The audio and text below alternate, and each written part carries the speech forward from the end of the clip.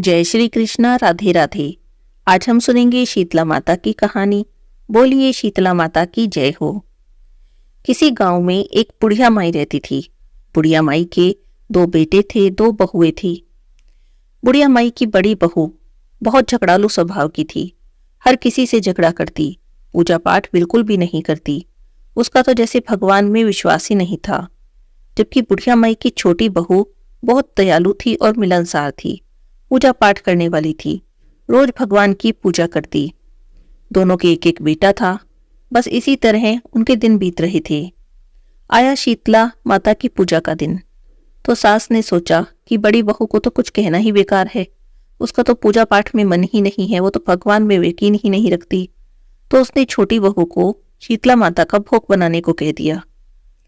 शीतला माता का भोग पहले दिन बनाया जाता है, ठंडे बासी भोजन का भोग लगता है। तो छोटी बहू देर रात तक शीतला माता का भोग बनाती रही। अभी वो भोग बना ही रही थी कि उसका छोटा सा बच्चा रोने लग गया। तो उसने जल्दी जल्दी से माता का भोग बनाया और बच्चे को देखने चली गई। जल्दी जल्दी जाने के चक्कर में चूल्हा बंद करना ही भूल गई। बच्चे के पास लेट गई और दिन भर की थकी हारी थी, उसे नींद आ गई। चूल्हा जलता ही रहा। आधी रात के समय शीतला माता सबके घर में फेरा करने आई। जब छोटी बहू के घर में गई तो वहां पर चूल्हा जल रहा था। बस शीतला माता के तो पूरे शरीर में जलन होने लगी। उनका तो पूरा शरीर ही जल गया। शीतला माता क्रोधित हो गई और उन्होंने छोटी बहू को श्राप दे दिया, जैसे मेरा शरीर जला है वैसे ही तेरा पेट भी जल जाए। सुबह उठते ही बहू ने देखा कि चूल्हा जल रहा था और उसके साथ साथ उसके पास जो बच्चा सोया था वो मर चुका था। उसने देखा तो बच्ची का पूरा शरीर आग से जला हुआ था। यह देखकर तो छोटी बहू जोर जोर से रोने लगी। वह समझ गई थी कि शीतला माता के क्रोध से ही यह सब हुआ है। उसका रोना सुनकर उसकी सास वहां आ गई। बुढ़िया माई ने जब अपने पोते का ये हाल देखा तो उसे बहुत दुख हुआ। फिर भी बहू को धीरज बंधाते हुए कहने लगी, बेटी शांत हो जा, ऐसे रोने से क्या होगा। ये शीतला माता का कोप है। शीतला माता से माफी मांग, शीतला माता की पूजा कर, तभी माता प्रसन्न होंगी और फिर से सब अच्छा हो जाएगा। अब सासू माँ का आशीर्वाद लेकर छोटी बहू अपने मरे हुए बेटे को एक टोकरी में रखकर घर से निकल पड़ी शीतला माता की खोज में। उसने सोचा था कि शीतला माता को खोजकर उनसे माफी मांगकर ही घर लौटूंगी। चलते चलते अभी थोड़ी ही दूर गई थी कि उसे एक तलाई मिली। तलाई में पानी तो काफी था। एक तलाई का पानी दूसरी तलाई में समा जाता था, लेकिन कोई भी जीव जंतु या पशु पक्षी इस तलाई का पानी नहीं पीता था। अगर भूल से कोई पी भी ले तो उसकी मृत्यु हो जाती थी। छोटी बहू को वहां से जाते देखा तो तलाई ने आवाज लगाई, बहन कहाँ जा रही हो। तो छोटी बहू बोली कि शीतला माता को खोजने जा रही हूँ। शीतला माता मुझसे क्रोधित हैं। शीतला माता को ढूंढकर उनसे माफी मांगूंगी और अपने श्राप का निवारण पूछूंगी। यह सुनकर दोनों तलाई कहने लगी कि बहन, अगर तुम्हें शीतला माता मिले तो हमारे दुख का निवारण पूछ लेना। हमारी तलाई में कोई पानी नहीं पीता और अगर गलती से कोई पी भी ले तो उसकी मृत्यु हो जाती है। पता नहीं हमने ऐसा कौन सा पाप किया है। तुम शीतला माता से हमारे पापों का निवारण पूछ लेना। छोटी बहू ने कहा, हाँ ठीक है, मैं पूछ लूंगी। छोटी बहू आगे चलने लगी। आगे चली तो उसे 2 सांड मिले जिनके गले में चक्की के पाटे बंधे हुए थे। वे दोनों आपस में हमेशा लड़ते रहते थे। छोटी बहू को उन्होंने जाते देखा तो पूछने लगे, बहन कहाँ जा रही हो। तो छोटी बहू ने कह दिया कि मैं शीतला माता को ढूंढने जा रही हूँ। शीतला माता मुझसे क्रोधित हैं। शीतला माता को ढूंढकर उनकी पूजा करूंगी, उनसे प्रार्थना करूंगी और अपने श्राप का निवारण पूछूंगी। तब दोनों सांड बोले कि हम हमेशा लड़ते रहते हैं, ना जाने हमने कौन सा पाप किया है। अगर तुम्हें शीतला माता मिल जाए तो हमारे दुख का निवारण भी पूछ लेना। छोटी बहू ने उनकी भी बात मान ली और कहने लगी, ठीक है, मैं तुम्हारे दुख का निवारण भी पूछ लूंगी। छोटी बहू आगे चली तो एक बेर का झाड़ मिला। उसके नीचे एक बुढ़िया माई बैठी थी। बिखरे हुए बालों को दोनों हाथों से खुजा रही थी। छोटी बहू को देखते ही कहने लगी कि तू कहाँ जा रही है, इस टोकरी में क्या है, क्या लेकर जा रही है। तब छोटी बहू ने वहां भी कहा कि मैं शीतला माता को ढूंढने जा रही हूँ। लेकिन बुढ़िया माई तो उसकी कोई बात ही नहीं सुन रही थी। वे कहने लगी कि अरे जरा मेरा सिर देख दे, मेरे सिर में जुएं पड़ गई हैं। अब छोटी बहू को शीतला माता को ढूंढने की जल्दी थी। उसका बेटा जो मर गया था, फिर भी उसे बुढ़िया माई पर दया आ गई। उसने बुढ़िया माई को अपना बच्चा पकड़ा दिया और उसके सिर से जुएं निकालने लगी। जब बुढ़िया माई के सिर से सारी जुएं निकल गई तो उनकी खुजली समाप्त हो गई और सिर में ठंडक होने लगी। तो बुढ़िया माई ने छोटी बहू को आशीर्वाद दिया, जैसे मेरे माथे में ठंडक हुई वैसे ही तेरा पेट भी ठंडा हो जाए। बस फिर क्या था, बुढ़िया माई की गोद में जो मरा बच्चा था वो जीवित हो गया। छोटी बहू को तो बड़ी हैरानी हुई। वो समझ गई कि ये बुढ़िया माई और कोई नहीं बल्कि साक्षात शीतला माता है। अब तो छोटी बहू उनके पैरों में गिर गई और माफी मांगने लगी, रो रो कर अपनी गलती की क्षमा मांगने लगी। तब शीतला माता ने छोटी बहू को माफ कर दिया। अब छोटी बहू जाने लगी तो उसने दोनों तलाइयों के शाप का निवारण पूछा।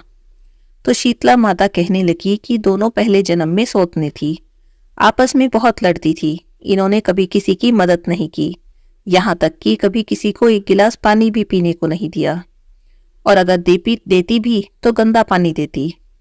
इसी कारण उन्हें यह श्राप मिला है। अब तू एक काम करना, उन तलाइयों का थोड़ा थोड़ा पानी पी लेना, इससे उनका पानी मीठा हो जाएगा, उनके श्राप का निवारण हो जाएगा। तब छोटी बहू ने दोनों सांड के बारे में पूछा। तो शीतला माता कहने लगी, ये दोनों पहले जन्म में देवरानी जेठानी थी, आपस में खूब लड़ती थी, कोई भी काम नहीं करती थी, कोई भी चक्की पीसने का काम नहीं करती थी। इसीलिए इस जन्म में दोनों को सांड का जन्म मिला। दोनों लड़ती रहती हैं और उनके गले में चक्की के पाटे बंधे हैं। अब तुम उनके गले से चक्की के पाटे खोल देना, उनके पापों का नाश हो जाएगा और वे दोनों मिलजुल कर रहने लगेंगे। अब छोटी बहू तलाई और सांड के दुखों का निवारण जानकर खुश होकर अपने बच्चे को लेकर वापस घर की ओर चली। रास्ते में सांड मिले तो छोटी बहू ने उनके गले से चक्की के पाटे खोल दिए, जिससे उनका लड़ना झगड़ना बंद हो गया। आगे चली तो दोनों तलाइयां मिली तो छोटी बहू ने दोनों तलाई का थोड़ा थोड़ा पानी पिया, जिससे उनका पानी अमृत के समान मीठा हो गया। इस तरह से सबके दुख का निवारण करती हुई छोटी बहू अपने बच्चे को लेकर घर आ गई। बच्चे को जीवित देखकर तो बुढ़िया माई बहुत खुश हुई, लेकिन जेठानी का तो मुंह टेढ़ा हो गया। घर आकर छोटी बहू ने देखा कि उसका घर तो अन्न धन से भरा पड़ा है, चारों तरफ अन्न धन के ढेर लगे पड़े हैं। जेठानी को इस बात का पता चला तो सोचने लगी कि अगर शीतला माता इतना सब कुछ दे सकती हैं तो अगले साल से मैं भी देवरानी के जैसे ही करूंगी। अब दूसरी बार दूसरे साल में जब शीतला माता की पूजा का दिन आया तो जेठानी ने देवरानी की तरह ही शीतला माता के भोग बनाने की तैयारी कर ली। भोग बनाने लगी, रात को भोग बनाती रही और जानबूझकर चूल्हा जलता छोड़कर सो गई। रात ही रात को जब शीतला माता फेरा डालने आई तो चूल्हे में आग होने से उनका पूरा शरीर जलने लगा। तो उन्होंने जेठानी को श्राप दे दिया, जैसे मेरा शरीर जला वैसे ही तेरा पेट जल जाए। अब दूसरे दिन जेठानी ने देखा कि उसका लड़का तो मरा पड़ा था। वो दुखी नहीं हुई बल्कि बहुत खुश हो गई। उसने लड़के को एक टोकरी में रखा और निकल पड़ी शीतला माता को ढूंढने के लिए। रास्ते में उसे तलाई मिली। उसने पूछा, तुम कहाँ जा रही हो?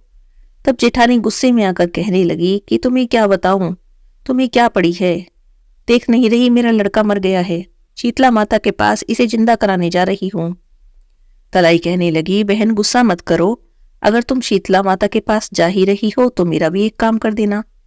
तो जेठानी कहने लगी कि ना बाबा ना, मैं तो अपना ही काम कर लूं, इतना ही बहुत है। और इतना कहकर आगे चल पड़ी। आगे चली तो दो बैल मिले और पूछने लगे, कहाँ जा रही हो? तो जेठानी ने फिर वही उत्तर दे दिया, तुम्हें क्या मतलब, देख नहीं रहे मेरा बेटा मर गया है, शीतला माता के पास इसे जिंदा कराने जा रही हूं। तब बैल कहने लगी कि तुम्हें शीतला माता मिल जाए तो हमारा एक काम कर देना। जेठानी ने बैलों को भी मना कर दिया और इस तरह लड़ती झगड़ती वो आगे चलती रही। तो उसे झाड़ के नीचे बुढ़िया माई बैठी मिली। बुढ़िया माई अपना सिर दोनों हाथों से खुजा रही थी। जेठानी को देखा तो कहने लगी, ये तू कहाँ जा रही है, बता तेरे पास क्या है? तो मेरा सिर देख दे, सिर में जुएं पड़ गई हैं। इतना सुनते ही तो जेठानी को बहुत गुस्सा आ गया। वो गुस्से में बोली, जा बुढ़िया, मैं कोई फालतू हूं जो तेरे ये काम करती फिरूं? मैं नहीं निकालती तेरे सिर से जुएं, किसी और को ढूंढ ले। देख नहीं रही मेरा लड़का मर गया है, मुझे शीतला माता को ढूंढना है, शीतला माता से अपना बेटा जिंदा कराने जा रही हूँ। इस तरह से बुढ़िया माई को झिड़क कर वह अपने लड़के को लेकर आगे चल दी। सारा समय इधर उधर घूमती रही, लेकिन उसे शीतला माता के दर्शन नहीं हुए। थक हार कर रोती बिलखती अपने मरे लड़के को लेकर घर आ गई। बुढ़िया माई के रूप में शीतला माता थी, जिसे पहचान न सकी। उसने किसी का भला भी नहीं किया, इस कारण उसे इस ऐसा परिणाम भुगतना पड़ा। उसका लड़का जिंदा नहीं हुआ। इसीलिए तो कहा गया है कि कर्म भुगतने ही पड़ते हैं। देवरानी ने अच्छे कर्म किए तो उसे शीतला माता के दर्शन हुए।